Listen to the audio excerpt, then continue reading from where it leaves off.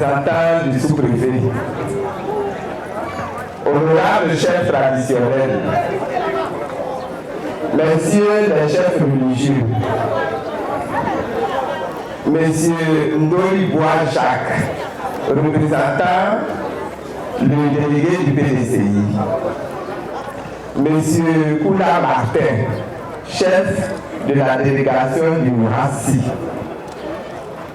camarade vice-président du Front populaire ivoirien, secrétaires généraux adjoints, secrétaires nationaux, camarades membres du comité de contrôle du Front populaire ivoirien, camarades membres du comité central, population de Grand Laou.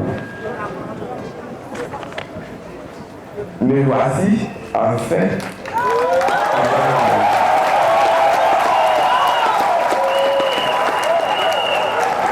Cette belle cité balnéaire qu'on a dénommée la cité des trois eaux. Lieu de rencontre entre la mer, la lagune Tchaba et le fleuve Bandama. Vous avez une cité aux potentialités touristiques et culturelles énormes. Je suis particulièrement heureuse de me retrouver ici avec vous. Dans cette terre qui est la terre natale de feu Michel Assoin, de feu Loboué et de Madame Kadou Morogro Françoise, née Douka Françoise. Ces personnes-là ont été de grands serviteurs de l'État. Mais cette terre est également la terre natale de feu, tristement feu, le colonel-major Aouma Nathanaël. Il fut un fidèle compagnon du président Laurent Gbagbo. Il est resté à ses côtés sous les bombes. Et tout à l'heure, on l'a encore dit, il a été tué par les rebelles alors que la crise était terminée et qu'il s'était retiré dans son village. J'avais voulu demander qu'on s'incline devant ces mémoires-là, mais tout à l'heure, mon jeune frère l'a déjà fait, donc on va passer. Je vais commencer par les remerciements. Remerciements aux vaillantes populations de Grand Laou pour leur mobilisation, pour votre mobilisation exceptionnelle et votre accueil fraternel, l'accueil que vous nous avez réservé depuis hier, qui est tellement plein de chaleur, d'amitié, d'amour, d'affection. Merci beaucoup. Remerciements aux autorités administratives. Hier, quand nous sommes arrivés, nous avons été accueillis par le préfet et tous ses collaborateurs. Et c'est bien. C'est comme ça que les choses doivent se faire. Que vous soyez du pouvoir ou de l'opposition, l'autorité administrative qui représente l'État doit être à vos côtés. Merci au préfet, merci à tous ses collaborateurs. Merci aux responsables de sécurité qui étaient là depuis hier et qui sont encore là aujourd'hui. Merci. Il faut que la Côte d'Ivoire démocratique aille de l'avant. Et c'est la manière dont eux administrateurs, responsables de la sécurité de la population. C'est comme ça qu'ils doivent agir pour que la Côte d'Ivoire démocratique aille de l'avant. Soyez remerciés. Merci aux maires. C'était normal que le premier responsable de la ville nous accueille.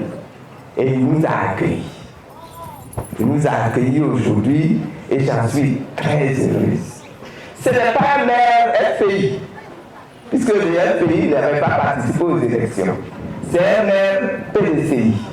Mais il nous accueille. Il ne nous accueille pas seulement parce qu'il est PDCI. Il nous accueille parce qu'il est le maire de la ville.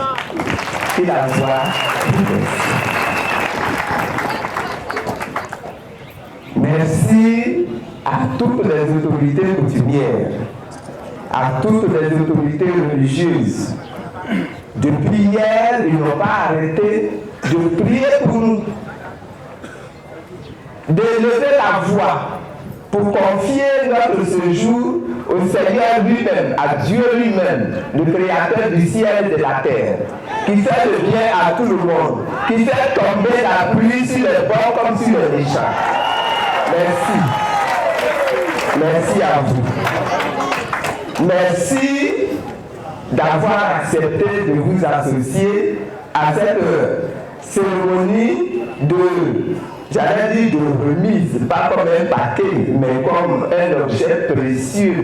Votre fils Doué, qui revient de la guerre, qui revient de la mort, qui revient de la souffrance et qui a vécu 7 années durant loin de sa famille. Merci aux responsables élus des partis et mouvements politiques frères pour leur présence distinguée, présence appréciée, présence estimée, présence que j'avais désirée et présence qui est effective. Merci pour votre présence.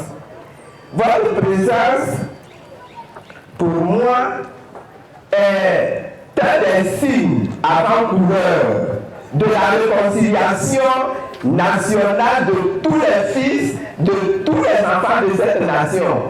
Cette réconciliation qui est tellement indispensable pour que la Côte d'Ivoire se relève et reparte de pied belle. Merci au professeur Denis Séguy pour son accueil fraternel, amical. Merci. Il nous a accueillis, il nous a logés, il nous a hébergés, il nous a nourris et il a prié pour nous. Que le Seigneur le bénisse. Et que le Seigneur bénisse toute sa famille. Je suis très heureuse de la présence de Madame Cécile Blais. Je voudrais qu'elle vienne devant ici et que tout le monde la voie. C'est une grande dame.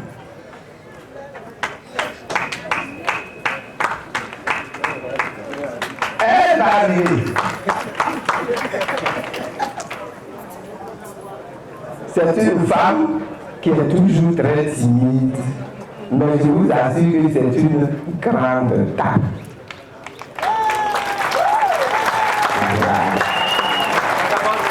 C'est la fille de Maman Badjo.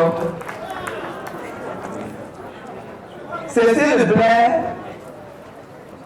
est mon amie d'enfance. On a fait l'école ensemble, on a fait l'université ensemble, on a commencé à enseigner ensemble, on a commencé la politique ensemble, on a fait tout ensemble. C'est là. Mais c'est une dame, c'est une grande administratrice de l'État. Elle était enseignante. Aujourd'hui, elle est à la retraite. Mais c'était des grands professeurs, des grands proviseurs d'établissement. Et elle a créé son école ici pour continuer tout cela. Merci à vous, responsables locaux du Front populaire ivoirien.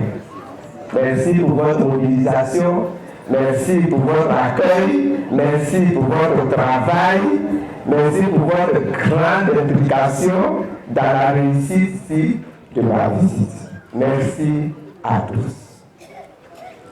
Maintenant, une fois que j'ai fini les remerciements, vous allez me demander, mais tu es venu ici à Rome, c'est pour faire quoi?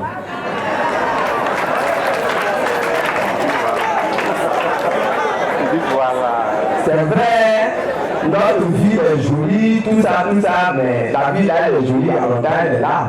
Et puis tu ne viens pas ici, donc aujourd'hui, là, tu viens, c'est pour faire quoi?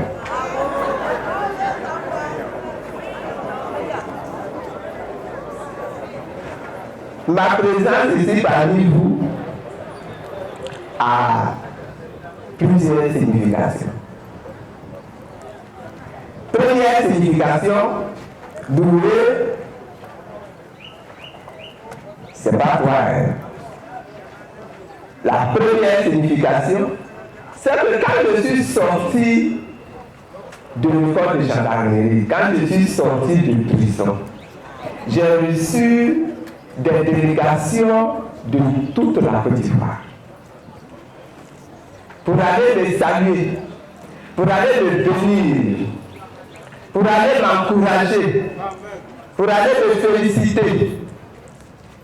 Et ça m'a tellement touché que j'ai souhaité moi aussi en retour passer partout dans le pays pour dire merci pour cet accueil-là. Merci pour vos prières. Merci pour la compassion que vous avez ressentie à ma faveur. Merci pour votre soutien. Merci pour vos prières qui n'ont pas manqué. Je sais très bien que même quand j'étais en prison, vous priez pour moi.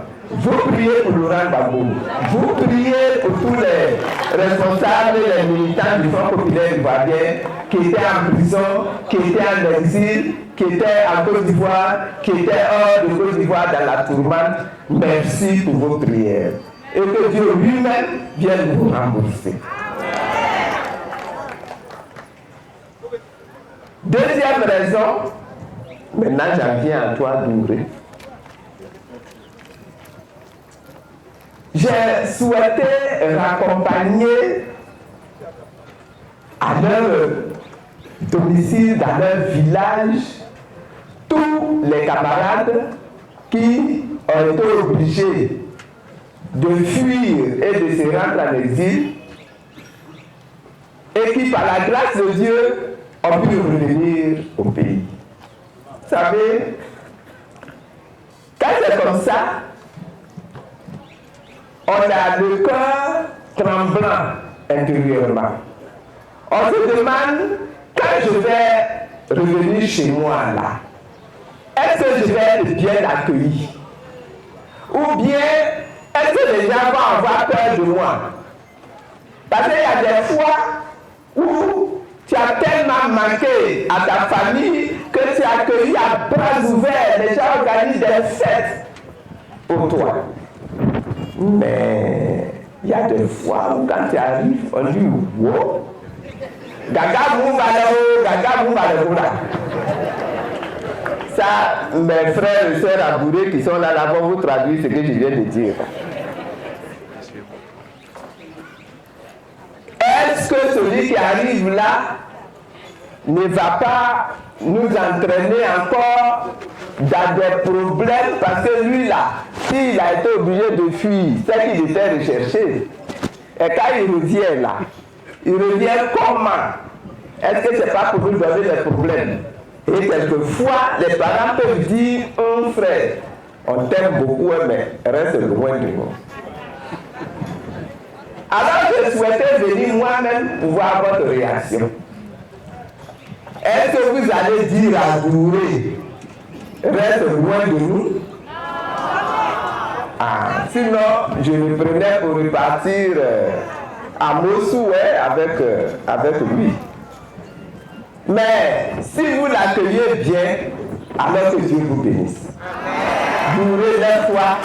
Voilà, fais quelques pas de danse pour leur montrer que toi aussi tu es content. Magie Club 227. Voici la magie.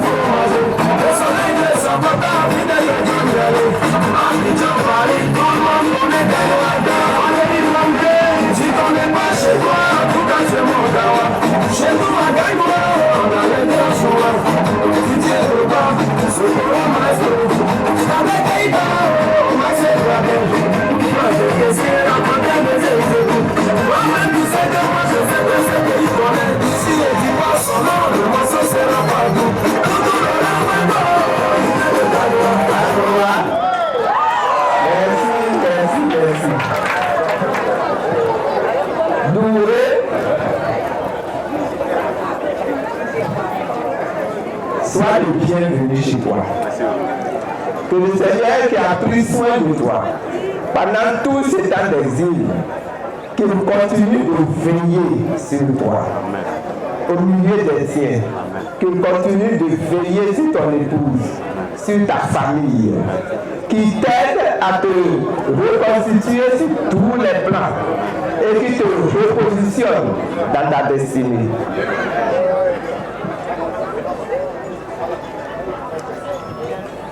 Maintenant, j'ai quand même une troisième raison. Et puis j'ai aussi une quatrième raison.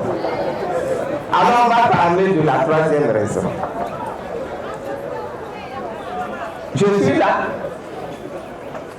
pour vous donner des nouvelles du président Laurent Gbagbo.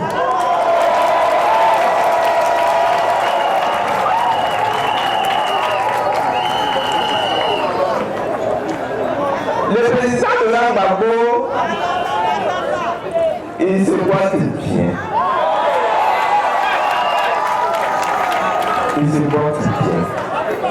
Il vous demande de vous engager à fond dans le processus de réconciliation de la Côte d'Ivoire.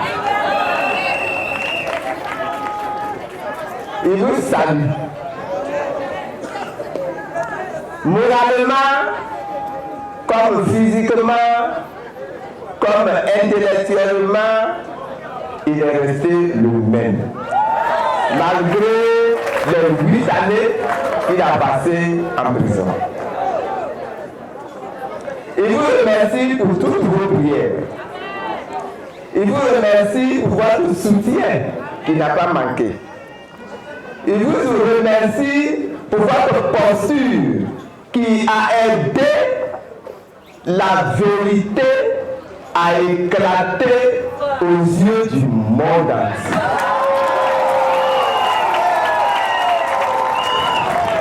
C'est vrai, il fallait beaucoup prier. C'est vrai, il fallait faire beaucoup de bruit. Et c'est vrai qu'il faudra encore beaucoup prier. Il faudra encore faire beaucoup de bruit. C'est vrai. Il faudra encore des intercessions. Il faudra intensifier les actions spirituelles comme les actions physiques pour que tout ça se termine définitivement.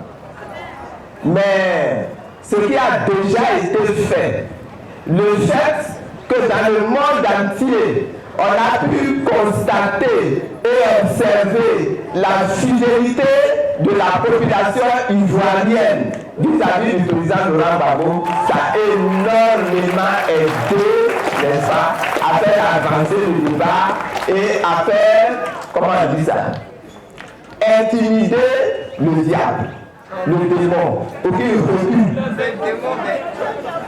Et que la vérité éclate aux yeux du monde entier.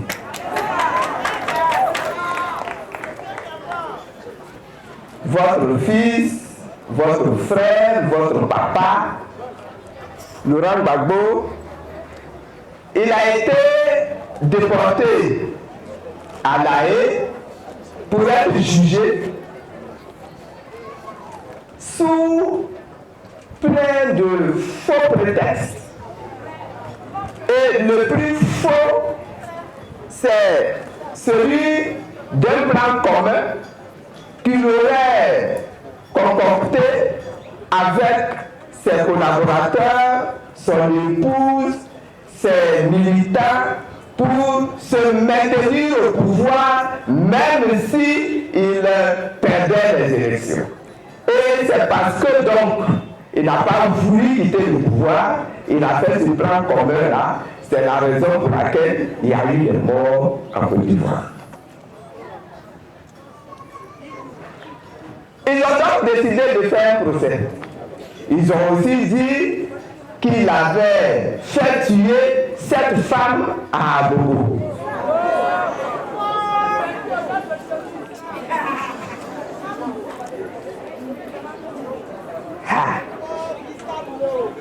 Alors le procès a commencé. Vous avez regardé sur Africa 24 ou bien sur le site même de la CPI combien ils ont fait défiler des témoins. 82 témoins qui ont défilé, qui ont parlé. Mais plus ils parlent, les témoins là, plus ils affirment par leurs propos que Gbagbo Laurent là, il n'a rien fait.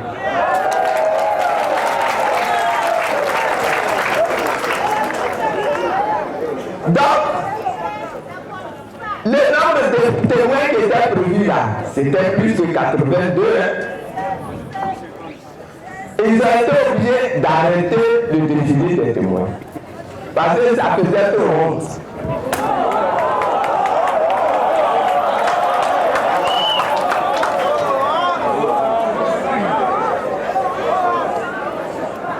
Alors, ils envoyaient ce qu'ils appelaient les preuves. Ils envoyaient des preuves. Et moi, j'étais assise, parce que moi aussi, j'ai été jugé ici pour les mêmes raisons. Et à moi aussi, ils ont opposé les mêmes preuves. Donc, j'étais assise et puis je disais, moi, chez moi, là, quand ils ont fait mon procès, là, les preuves, là, ils n'ont pas pu les établir. Donc, peut-être qu'à La Haye, là-bas, ils ont envoyé, comme c'est chez les Blancs, là, peut-être qu'ils ont envoyé d'autres preuves. On va écouter. Donc, on était assis et puis on écoutait. On regardait la télé.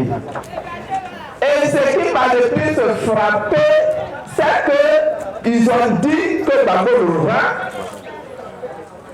a fait tuer cette femme à Abobo. Donc, la première preuve là, ça doit être les cadavres de cette femme, non? Envoyer les cadavres de cette femme qui ont été tuées. On cherche le cadavre dans toi, on ne trouve pas. On est allé fouiller dans les cimetières, rien. On est allé fouiller dans les morgues, rien. Oh, honte.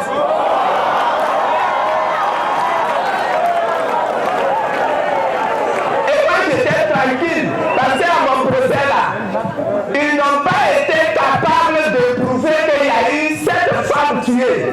Tantôt, il y en a qui viennent et disent c'est 3 femmes.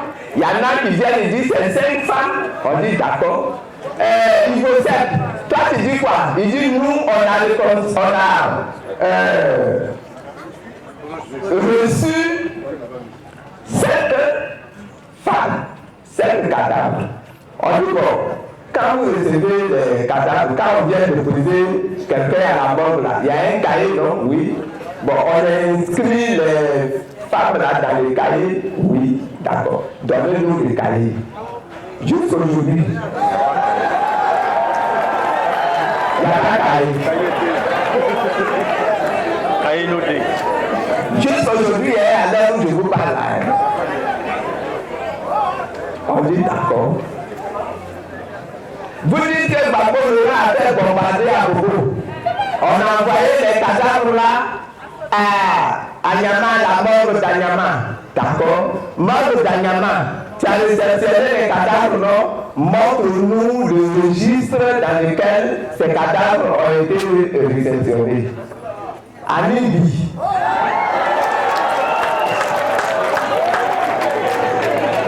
On n'a pas trouvé. Juste aujourd'hui. Alors, là, ce pays dit, nous là, on a reçu les t-shirts des femmes que les femmes portaient. Et puis elles ont été tuées. Les t-shirts qu'elles portaient là, on a reçu les t-shirts. Donc, on va analyser les t-shirts. D'accord? Ils sont allés faire analyser les t-shirts. Même pas. L'expert qui a été désigné pour faire l'analyse. Quand il est passé à la barre, j'étais calé dans mon fauteuil à l'école de gendarmerie pour l'écouter. Il dit, le t-shirt qu'on lui a donné là est trop propre pour être le t-shirt de quelqu'un qui est mort dans une bombe. Ils disent, mais il y avait quand même les taches de sang sur le t-shirt. L'expert dit, j'ai examiné les taches qu'il y avait sur le t-shirt. Ce n'est pas des taches de sang. Il n'y a aucun sang sur le t-shirt. Ni sang de mouton, ni sang de bélier, ni même sang de coq. Il n'y avait aucun sang sur les t-shirts. On ne vous a pas dit que les taches là, c'est les taches de bissap. Et vous avez dit que nous gardons votre nom. On dit qu'il n'y a pas de sang. Les experts disent qu'il n'y a pas de sang sur le t-shirt.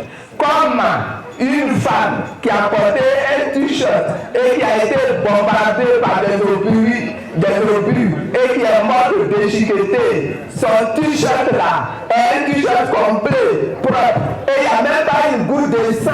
Il ne faut pas vous moquer de nous. Donc vous voyez, et je peux comme ça continuer. Les preuves qui ont été apportées, c'est n'importe quoi. Et c'est pour ça que le juge du Taïfouzer, au moment où il a dit on arrête le procès là. Sinon c'est nous tous qui allons avoir honte ici. Oh, deuxième fois, troisième fois. Mais ça va toujours être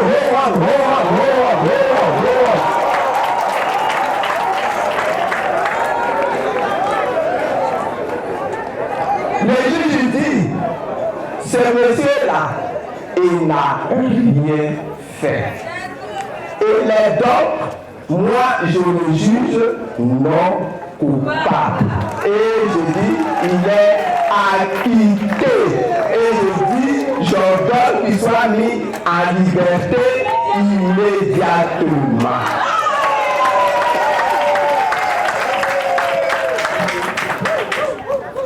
Voilà. Ils ont été obligés de sortir de la prison. Donc aujourd'hui, à l'heure où nous parlons là, Babo Laurent n'est plus en prison.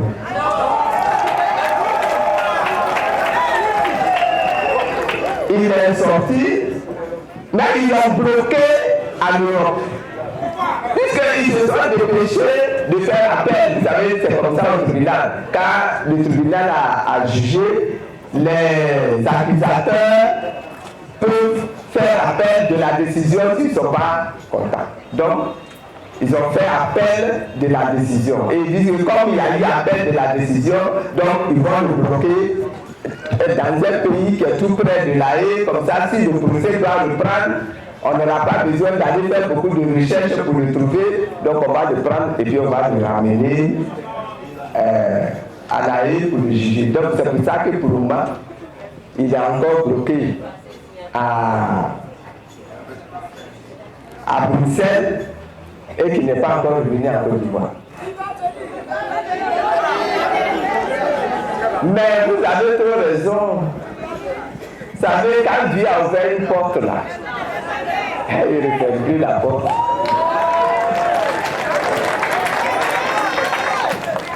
Il dit, moi Dieu, quand j'ouvre une porte, personne ne peut la refermer. Il a ouvert la porte de la haie, de la prison de la haie, personne ne pourra la refermer. Il dit, je trace un chemin. Et mes amis vont suivre ce chemin. Et d'abord, le va suivre ce chemin. Passer à travers la porte de Dieu pour revenir en Côte d'Ivoire. C'est pour ça que je dis, il faut que nous continuions de prier très fort. Parce que vous avez entendu aussi que dès l'instant où on est arrivé à cette situation-là, le chef de l'État ivoirien a écrit une lettre qu'il a adressée à la CPI pour dire vraiment, frère, je vous demande pardon, gardez-le encore.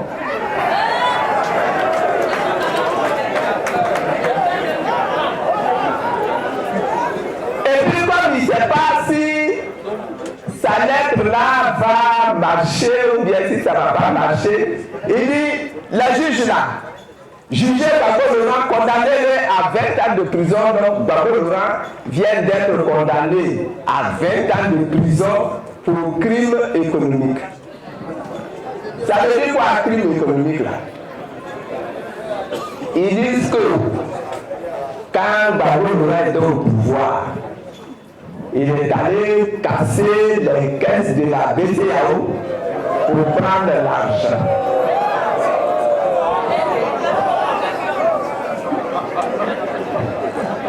Alors, moi j'ai demandé au juge qui me poursuivait pour les mêmes faits.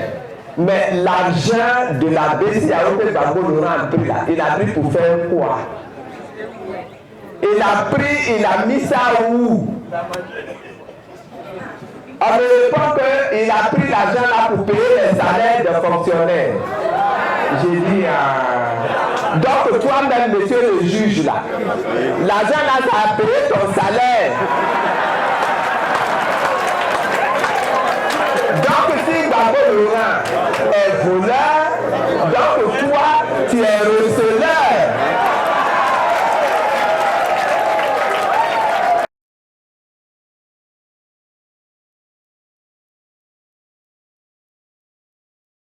Comme s'il n'a pas entendu la question et a dit, toi reste là, tu vas voir ce que je vais te montrer. Donc à la fin du procès, il m'a condamné moi aussi à 20 ans de prison. Donc Gbagbo Laurent est condamné à 20 ans de prison pour avoir, dit-il, fait la casse de la BCEAO qui a permis de payer les salaires parce que la BCEAO avait décidé depuis l'ordre des Français de bloquer l'argent de la Côte d'Ivoire. Mais l'argent, c'est l'argent de la Côte d'Ivoire. C'est l'argent de la Côte d'Ivoire et c'est l'argent qui sert à payer les salaires et à payer les dépenses de l'État. Donc quand quelqu'un qui est chef d'État utilise l'argent de son propre pays pour payer les salaires, pour payer les dépenses de l'État, il ne fait pas de détournement. Il ne fait pas de détournement. Mais eux, ils viennent de condamner Gbagbo Laurent à 20 ans de prison. D'après eux, c'est pourquoi. Il n'a pas été seul à être condamné. Tous les autres qui ont été condamnés à 20 ans comme lui n'ont pas reçu de mandat de dépôt. Donc ils sont tous tranquillement à la maison. Ils ont 20 ans sur les têtes et ils sont à la maison. Donc, vous voyez les calculs, non? Si Gbagbo Laurent rentre Maintenant là, il va se retrouver avec 20 ans sur sa tête, même s'il ne va pas en prison, mais au moins son dossier ne sera pas recevable, n'est-ce pas, au moment des élections. C'est tout, hein. Merci de dire ils sont vaincus.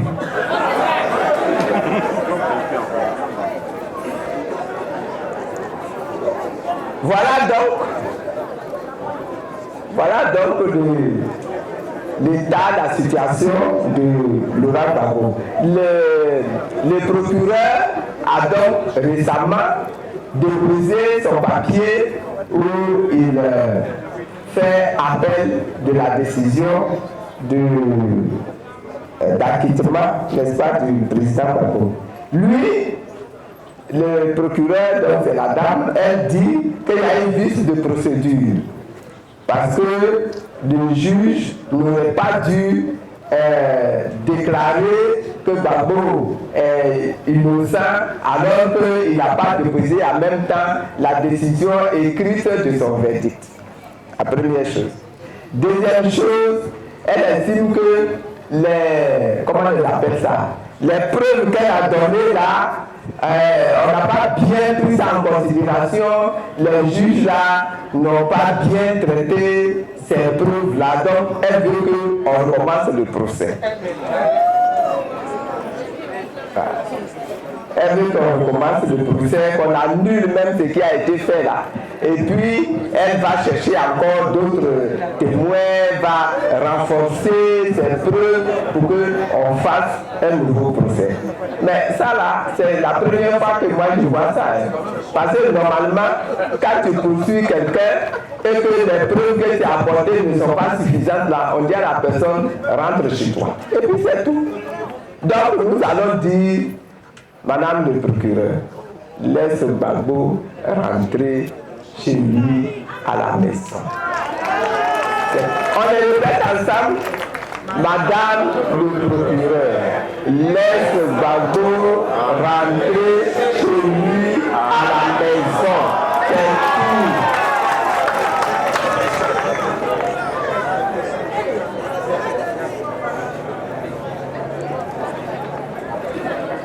Voilà donc la situation concernant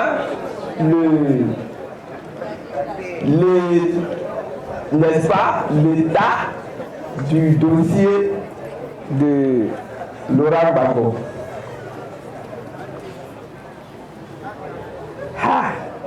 Mais les pays continuent et les pays avancent. Le pays progresse heureusement. Gbagbo est là-bas, mais il suit tout ce qui se fait ici. Il suit tout ce qui se fait ici. C'est pour ça qu'il a demandé aux militants du Front populaire ivoirien de se mettre dans les dispositions d'esprit pour faire le travail de réunification de toute la population ivoirienne pour que toutes les tensions qu'on a connues, toutes les déchirures qu'on a connues, toutes les adversités qu'on a connues, que tout ça soit mis derrière nous et qu'on avance. Premier résultat. Gbagbo Laurent, Bédié se retrouve à Bruxelles. On allait dire qui lui cru. Qui aurait rêvé au Front populaire ivoirien qu'un jour le PDCI et le FPI allaient se retrouver ensemble pour essayer de construire la nouvelle Côte d'Ivoire, qui soit une Côte d'Ivoire apaisée, qui soit une Côte d'Ivoire réconciliée, qui soit une Côte d'Ivoire où les enfants s'acceptent entre eux, où les ethnies s'acceptent entre elles, où les religions s'acceptent entre elles et travaillent ensemble pour créer un pays fort, un pays puissant, un pays respecté, un pays digne en Afrique ici.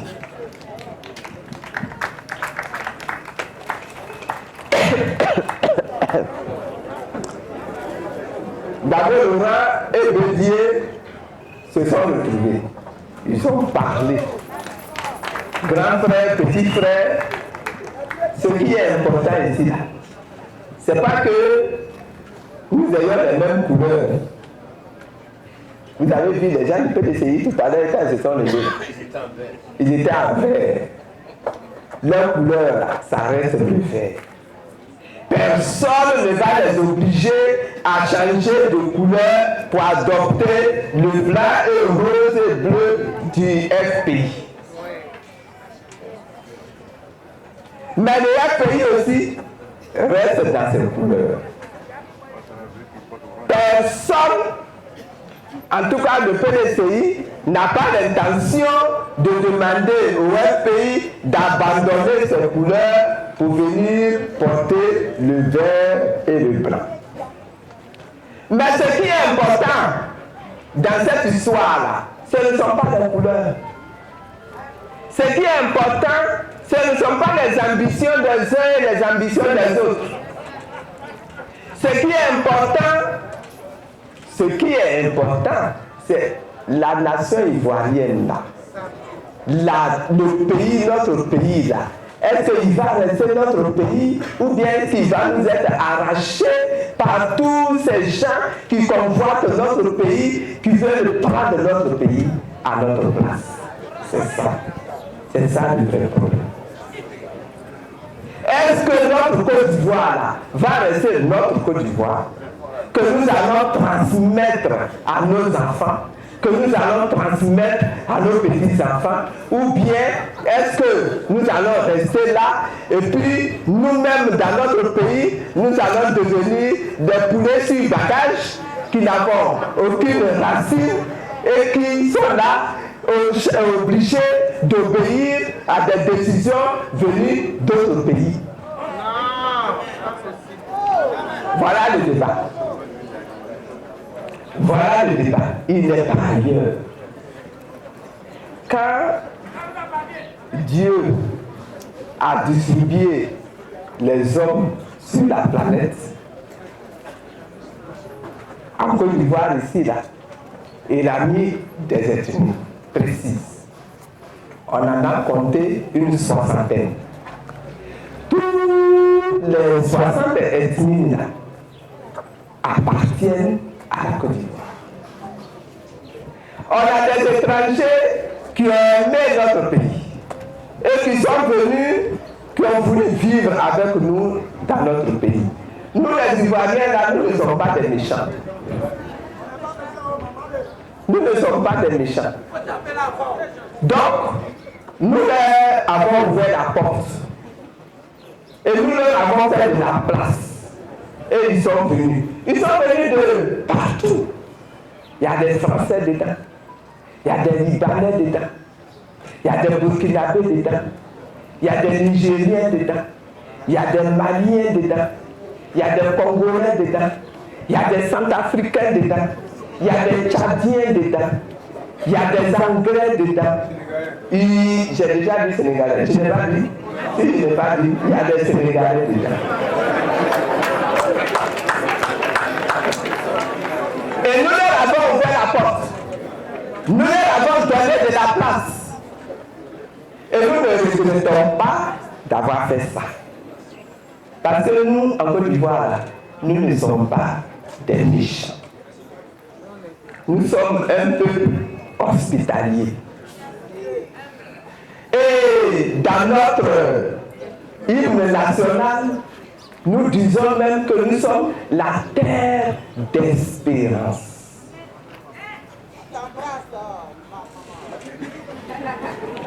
Et donc, ce pays-là qui est notre pays, auquel nous avons associé des amis, des frères qui n'étaient pas originaires de notre pays.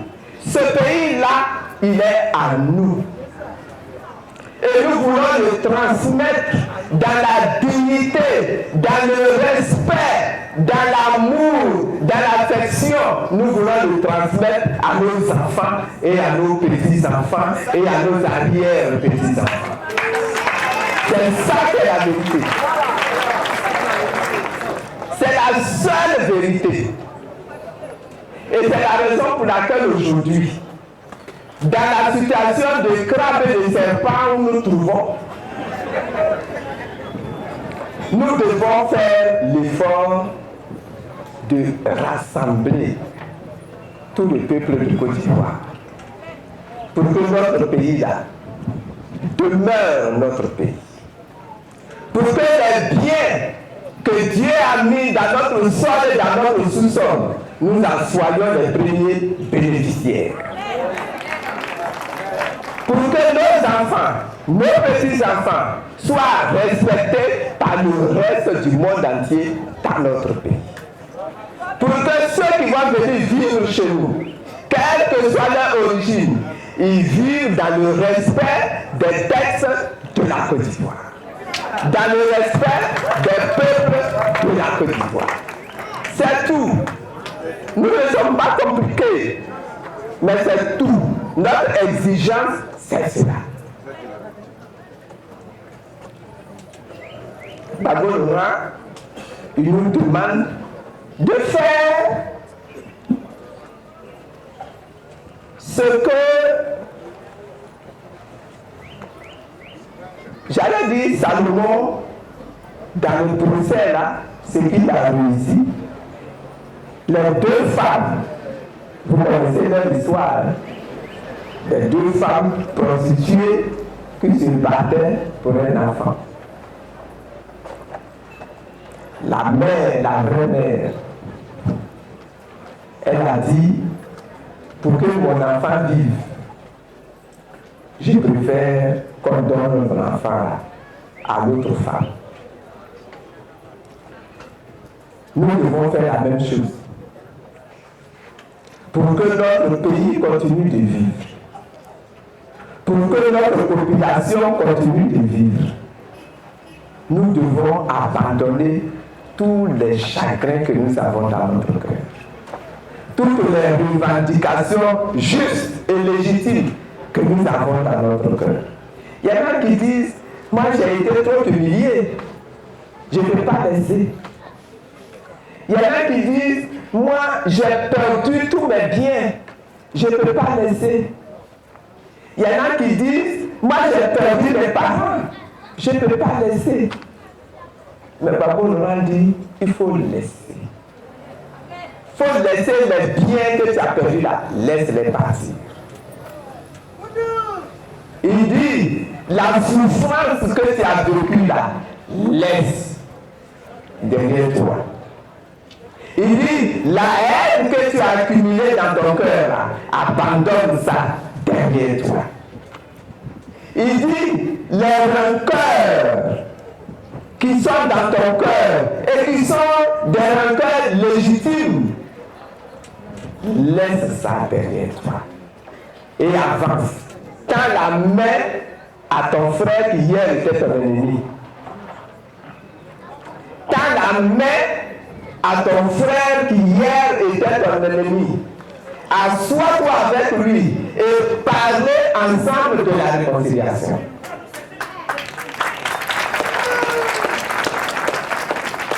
Moi, je n'hésite pas à dire au Rassi, toi, tu es l'émanation de Soro Bio. Asseyons-nous ensemble et parlons de la réconciliation pour avoir une Côte d'Ivoire que demain, nous ne pouvons plus vivre dans la déchéance, dans la souffrance. Il faut que nous nous asseyions et que nous réglions ça aujourd'hui.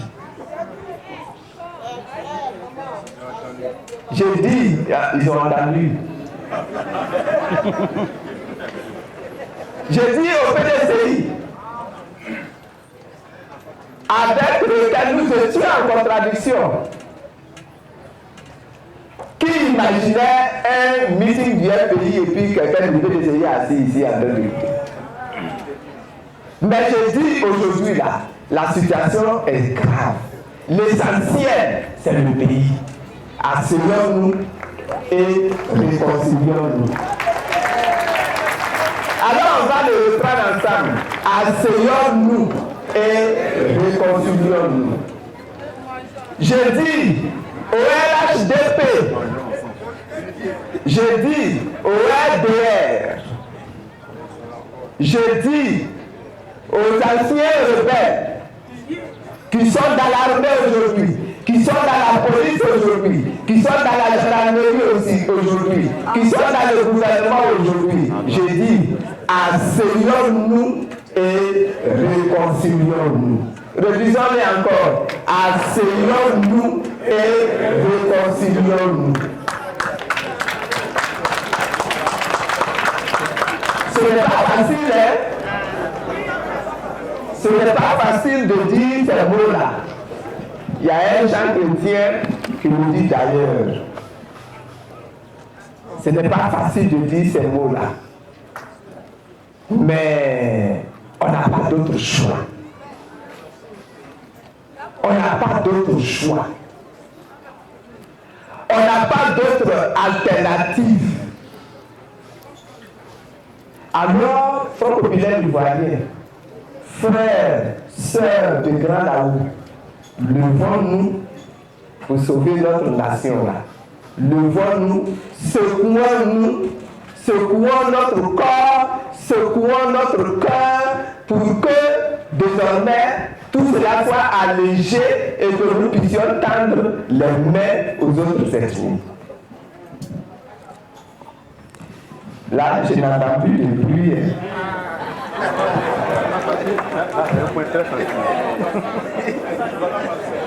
Je n'entends plus de bruit.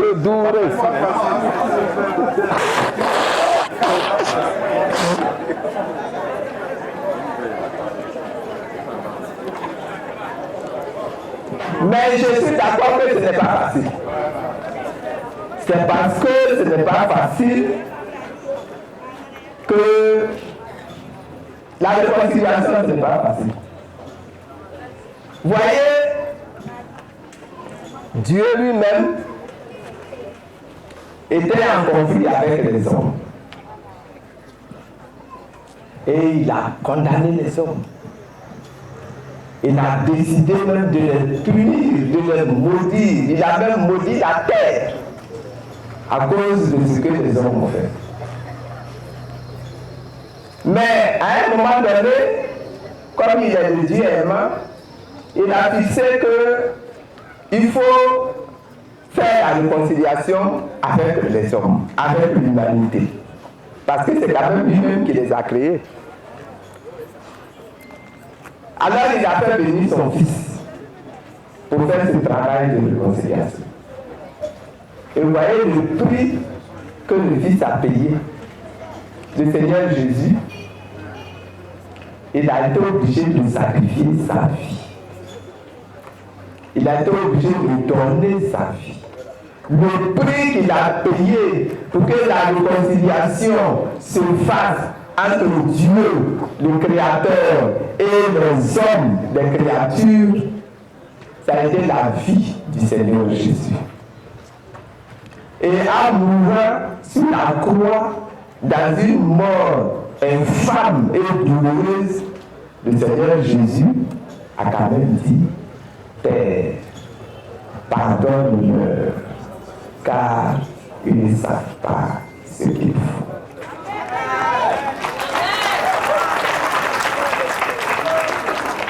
Ils ne savent pas que le travail que je suis en train de réaliser, de réussir là, c'est la réconciliation des hommes et de Dieu lui-même, le Créateur. Pour que les hommes qui vont désormais sur terre puissent vivre une vie aussi puissante que la vie que Dieu lui-même mène dans le ciel. Il a donné sa vie. Mais ce que moi je vous demande aujourd'hui, ce n'est pas de donner votre vie. Ce que je vous demande aujourd'hui, c'est de donner votre amour pour la nation. C'est de fortifier votre amour pour la nation. pour que ce pays-là soit sauvé.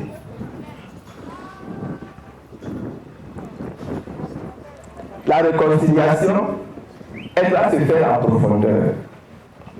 Ça ne doit pas demeurer des discours de leaders politiques pendant les meetings. Les leaders politiques vont faire leur travail, vont faire des meetings, vont faire de la sensibilisation, mais messieurs les chefs traditionnels, messieurs et mesdames les responsables religieux, mon vœu, mon souhait, c'est que vous preniez vous-même en main ce travail de réconciliation. Qu'à la base,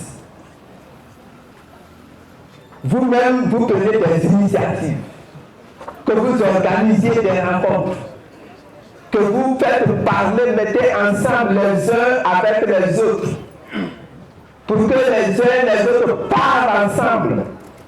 C'est comme ça qu'on va obtenir la vraie réconciliation de la Côte d'Ivoire. Au Rwanda, j'ai interrogé un peu quelques personnes sur la manière dont ils ont réussi la réconciliation au Rwanda. Là-bas, il y avait eu des génocides. Et le génocide là avait fait mourir près de 2 millions de personnes. Ici, on n'a pas atteint, grâce à Dieu, on n'a pas atteint ces chiffres. Mais aujourd'hui, le pays est complètement réconcilié. Ils ont mis 20 ans pour réaliser la réconciliation là-bas. Mais chacun s'y est impliqué. Dans tous les villages, les chefs traditionnels, les chefs de famille, les chefs de communauté se sont impliqués pour que la réconciliation se fasse. C'est ça mon vœu, c'est ça mon souhait. Que dès maintenant, on commence à en parler de la nécessité de la réconciliation dans les cours traditionnels, dans les mosquées, dans les églises, dans les lieux d'évangélisation, dans les écoles, qu'on puisse déjà faire la sensibilisation véritable. Pour que ça ne reste pas, comment je dirais, des propos de mode. On dit aujourd'hui on fait la réconciliation, on fait des meetings, on fait des messages et puis ça s'arrête là. Notre pays a besoin d'une vraie guérison. Alors, comment est-ce que moi, je vois le processus de réconciliation?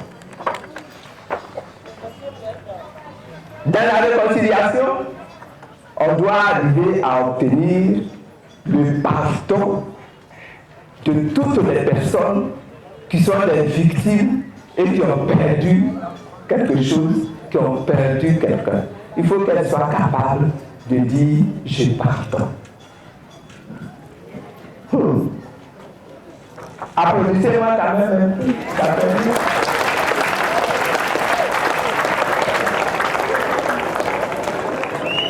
Je sais que c'est dur, mais vous savez, je suis habitué.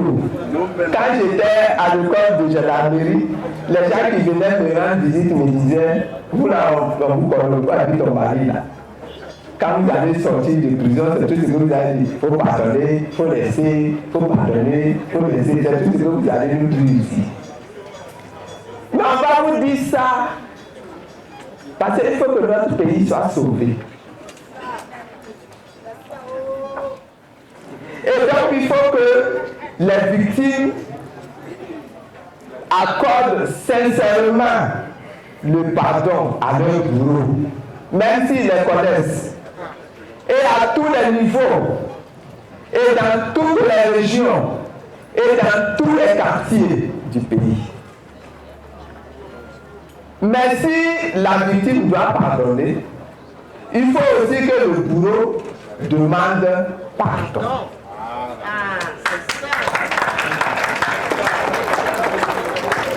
Il faut que, c'est le deuxième point, que les bourreaux reconnaissent quitté.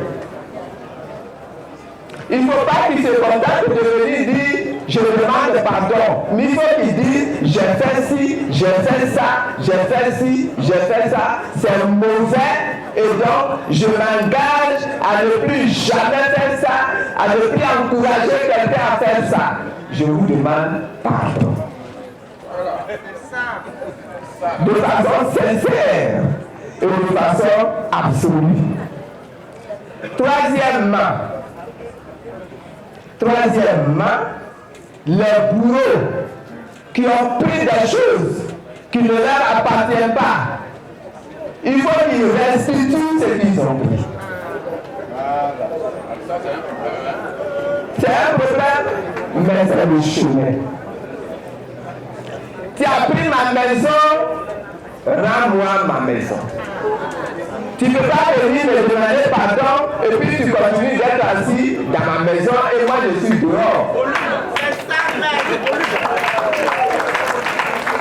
Tu as pris mon champ, tu as pris mon terrain, rends-moi mon champ, rends-moi mon terrain. Donc la restitution des biens volés, des biens confisqués, des biens saisis, partout dans le pays.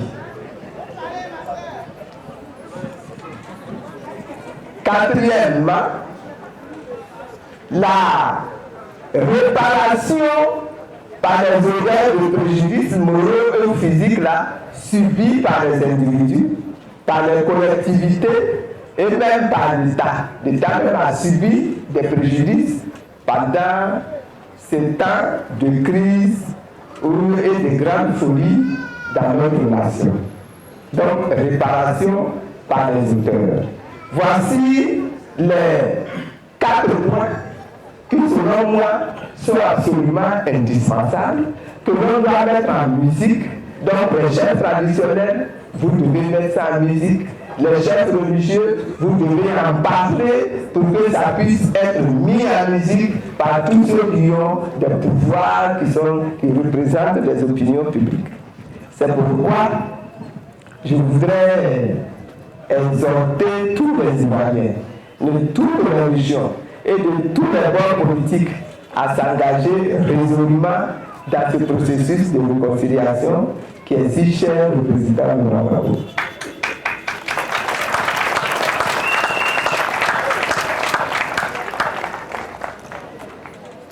Mon dernier point, et j'en finis,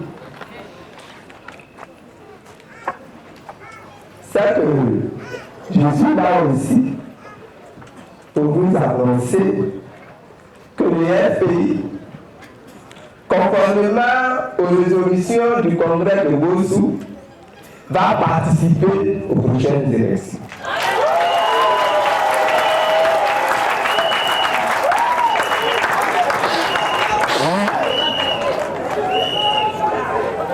Donc nous serons présents à toutes les élections. Élections présidentielles, élections législatives, élections municipales, élections régionales, le Front populaire ivoirien sera présent à toutes les élections. Donc j'invite tous les militants et tous les sympathisants du Front populaire ivoirien à se préparer dès maintenant pour y participer. C'est pour ça que j'invite particulièrement les responsables des structures de base, les fédéraux, les SG de section, les SG de comité de base, à se mettre au travail pour mobiliser les militants, mobiliser la société civile pour la victoire du parti du Front populaire ivoirien en 2020. Mais, soyons clairs, comme nous allons participer aux élections, à toutes les élections, nous voulons que ces élections-là soient des élections transparentes. Nous voulons que ces élections-là soient des élections justes. Et donc, dès aujourd'hui, il faut se lever. Or, nous avons des raisons d'être inquiets. Nous avons de grandes raisons d'être inquiets. Et 2020 est déjà allé. Et pourquoi est-ce que nous sommes inquiets? Nous sommes inquiets, vous avez commencé vous-même à donner des réponses. Parce qu'il y a des choses qu'on observe, c'est tellement sous nos yeux qu'on n'a même pas besoin d'aller faire des études, des analyses pour trouver ça. On observe que la CEI, son problème n'est pas réglé. La CEI, elle n'est pas consensuelle. Et on a une délégation qui est venue de l'ONU à la demande du chef de l'État pour venir aider à participer, à organiser les élections. Nous avons dit, commencez par régler le problème de la CEI. La CEI, elle n'est pas consensuelle. Ni le FPI, ni le PDCI n'ont participé vraiment au débat pour la réforme de la CEI. Oh, la CEI, elle doit être réformée. Donc c'est le premier problème. On le dit, on le redit, on le redit encore. Le découpage électoral qui a été fait jusqu'à présent est tout à fait inacceptable. Deuxième problème. Les listes électorales, elles doivent être entièrement reprises parce qu'elles ne sont pas consensuelles. Les questions d'insécurité, oh là là. La fraude même sur l'établissement des documents de l'État, de l'État civil et des cartes d'identité. C'est incroyable. Même chez moi à Bassam, il y a des problèmes. À Daougro, il y a des problèmes. Et à Alaoui, il y a des problèmes. Et en plus de ça, l'État est parti prendre une loi demandant de payer maintenant 5 000 francs pour établir la carte d'identité. C'est pas possible. Ce n'est pas possible.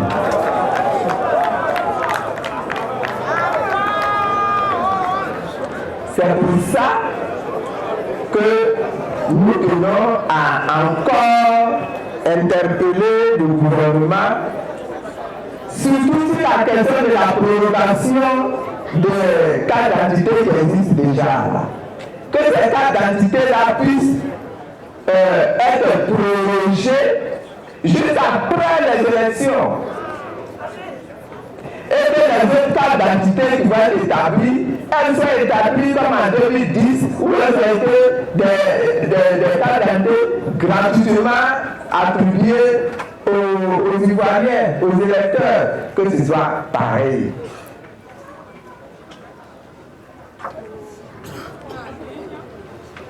Je ne crois pas du tout que si on arrête la validité à juin, qu'en 4 mois, on puisse refaire les cartes d'identité de tous les Ivoiriens avant les élections d'octobre 2020. C'est pourquoi j'insiste pour dire qu'il vaut mieux que la carte d'identité, sa validité soit prorogée jusqu'après des élections. Ça nous fera un point de tension annulé, n'est-ce pas? Mais le gouvernement est jusqu'à présent resté sourd à toutes ces demandes-là de l'opposition, à toutes ces demandes-là des organisations de la société civile. Et c'est vraiment un sujet de soucis et d'inquiétude. Je souhaite que le gouvernement prête une oreille attentive à toute l'opposition qui continue de réclamer la réforme de tout le cadre juridique et institutionnel des élections. j'appelle le gouvernement à assainir l'environnement sécuritaire du pays. On constate une utilisation de plus en plus forte d'armes par des personnes qui ne sont pas en droit de les porter et qui règlent leurs différends à coups de fusil. Il faut que ça, l'État puisse vraiment s'impliquer fortement pour régler ces problèmes-là. Mon dernier souhait adressé au gouvernement, c'est que pour faire baisser la tension, une autre fois, c'est qu'il libère tous les fils du pays qui sont civils ou qui sont militaires, qui sont encore en prison du fait de la crise post-électorale, qu'ils soient libérés.